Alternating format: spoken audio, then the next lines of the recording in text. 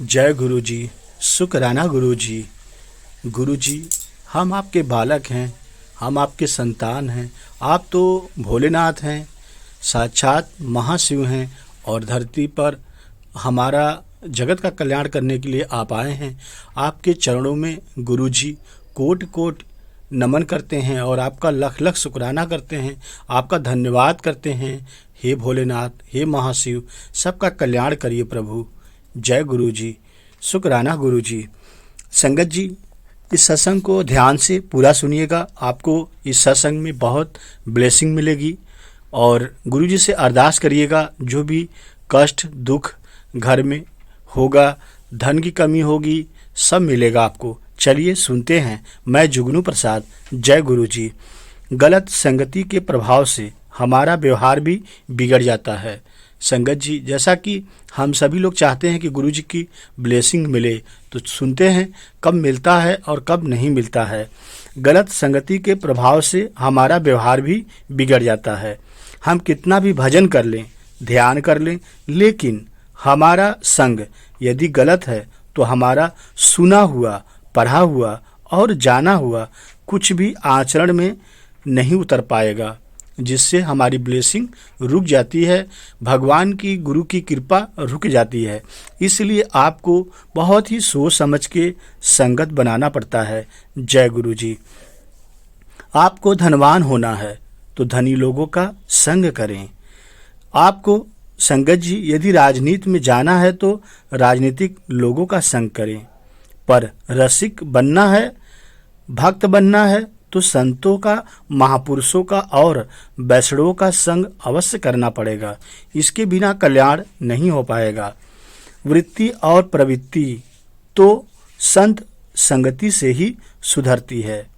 संग का ही प्रभाव था कि लूटपाट करने वाला, रामायण लिखने वाला वाल्मीकि जी बन गए।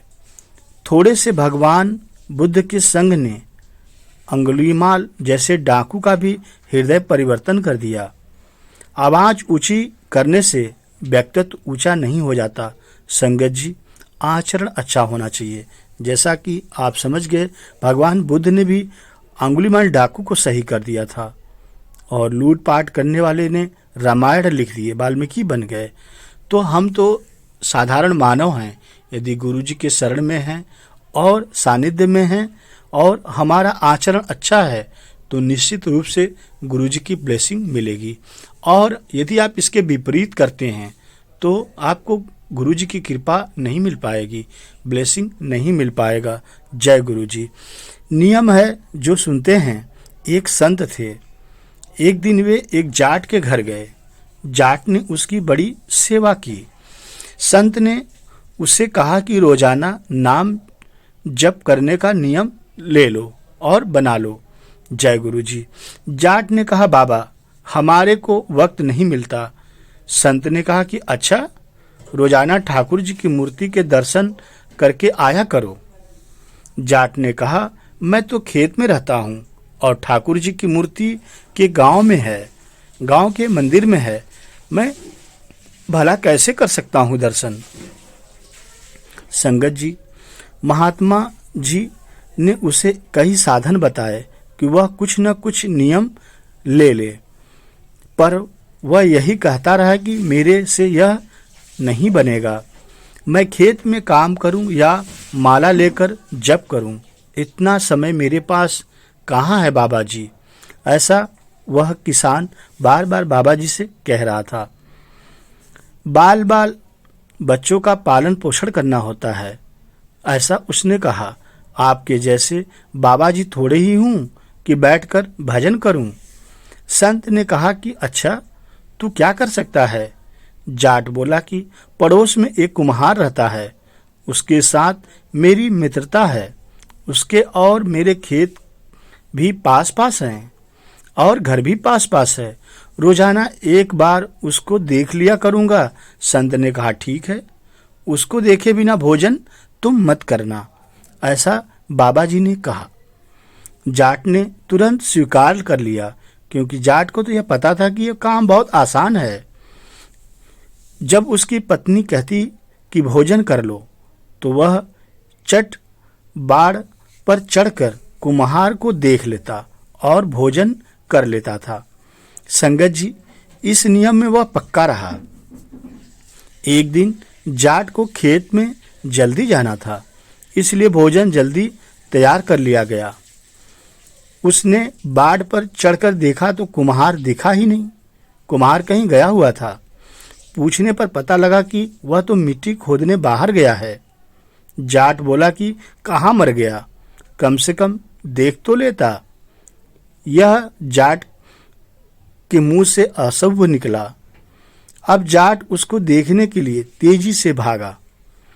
उधर कुम्हार को मिट्टी खोदते खोदते एक हांडी मिल गई, जिसमें तरह तरह के रत्न धातुओं से भरी हुई थी। संगत जी, उसके मन में आया कि कोई देख लेगा तो मुश्किल हो जाएगी। अतः वह देखने के लिए ऊपर चढ़ा तो सामने वह जाट आ गया। कुम्हार को देखते ही जाट वापस भागा तो कुम्हार ने समझा कि उसने वह हांडी देख ली और अब वह परेशानी पैदा करेगा। कुम्हार ने उसे रोकने के लिए आवाज लगाई। जाट बोला कि बस देख लिया और मुझे कुछ नहीं करना था, बस देख लिया। यह कहता हुआ जाट भाग रहा था। कुम्हार बोला कि अच्छा, देख लिया तो आधा तेरा आधा मेरा, पर किसी से कहना मत। जाट वापस आया तो उसको धन मिला। उसके मन में विचार आया कि संत से अपना मनचाहा नियम लेने में इतनी बात है, अगर सदा उनकी आज्ञा का पालन करूं तो कितना लाभ हो सकता है। एक छोटी सी कृपा ने मुझे आज इतना धनी बना दिया। आज मेरे पास हीरे जवाहरात सब कुछ है, केवल एक श्रद्धा का पालन किया। ऐसा विचार करके वह जाट और उसका मित्र कुम्हार दोनों ही भगवान के भक्त बन गए। तात्पर्य संगत जी यह है कि हम दृढ़ता से अपना उद्देश्य बना लें, नियम बना लें, तो हमारा कल्याण अवश्य होगा। जैसा कि अभी जाट और कुम्हार दोनों का हुआ, जैसा कि बाबा ने नियम बताया था उसी नियम के तहत चला। इसी प्रकार गुरुजी हमारे कहते हैं, अपनी सारी संगत को समझाते हैं कि निंदा चुगली से बचो, अपने काम में रहो और इसी में तुम्हारा कल्याण होगा। बाकी तो गुरुजी तुम्हारा बैठा है, सब कुछ ठीक कर देगा। सिर्फ तुम अपने गुरु से अरदास करते रहना। अरदास करना कभी मत भूलें। अरदास में अपार शक्ति होती है और रोजाना अरदास किया करो। ये मेरे सद्गुरु जी, मेरे हर पल का शुक्राना, हर श्वास का शुक्राना, हाथ थामने का शुक्राना, सिर पर हाथ रखने का गुरुजी शुक्राना, गुरुजी हर दुख से बचाने का शुक्राना, गुरुजी अंग संग रहने का शुक्राना, गुरुजी अपना बनाने का शुक्राना। जब समस्या भारी हो संगत जी और आपकी ताकत उसके लिए काफी न हो तो परेशान मत होना, क्योंकि जहां हमारी ताकत खत्म होती है वहां से हमारे गुरुजी प्यारे महाराज की रहमत शुरू हो जाती है। और जैसे ही रहमत गुरुजी की हमारे ऊपर होती है तो घोर से घोर संकट, घोर से घोर दुख दूर हो जाता है। और कितनी भी पीड़ा क्यों न आ जाए, गुरुजी का मंत्र जाप करते रहो संगत जी, कल्याण हो जाएगा। इसीलिए तो गुरुजी ने चाय प्रसाद, लंगर प्रसाद, मंत्र जाप का व्यवस्था बनाया और अपनी संगत को कल्याण करने के लिए इसको जपने के लिए कहा। जब दुनिया की कोई मेडिसिन नहीं काम करती तो गुरुजी उस दवा को भी ब्लेस करते हैं, और जब दवा फेल हो जाती है तो गुरुजी के आशीर्वाद से वही दवा काम आती है। जैसा कि आज पूरे भारत से विश्व के कई देशों में गुरुजी का मंत्र जाप का उच्चारण हो रहा है, और जो संगत कष्ट में होती है, पीड़ा में होती है, गुरुजी के मंत्र जाप से उनका कल्याण हो रहा है। गुरुजी के जल प्रसाद से कल्याण हो रहा है। विश्व के कई देशों में गुरुजी का आज संगत जी डंका बज रहा है, और उसका जीता जागता उदाहरण हमारी संगत है। पुरानी संगत ने अपना सत्संग अनेकों शेयर किया है, जिसमें बताया है कि ऐसी जटिल जटिल बीमारियां सामने आई हैं जिसका लाइलाज था अस्पताल में। डॉक्टर्स ऑपरेशन करने से मना कर देते थे, इलाज करने से मना कर देते थे, लेकिन हमारे गुरुजी कहते थे तू चंगा हो जाएगा, चिंता ना कर, जा फिर से इलाज कर। गुरुजी दोबारा इलाज करवाते थे, क्योंकि अपनी संगत का कल्याण गुरुजी उसी समय करते थे। और अस्पताल भेज के रिपोर्ट दोबारा से जांच करवाते थे और तब नॉर्मल रिपोर्ट हो जाती थी। इसमें बड़े बड़े कैंसर भी शामिल थे, ट्यूमर भी शामिल था, अनेकों बीमारियां गुरुजी ठीक कर देते थे, सिर्फ अपनी संगत के कल्याण के लिए। गुरुजी हमारे बहुत ही दयालु हैं, बहुत ही दयालु हैं।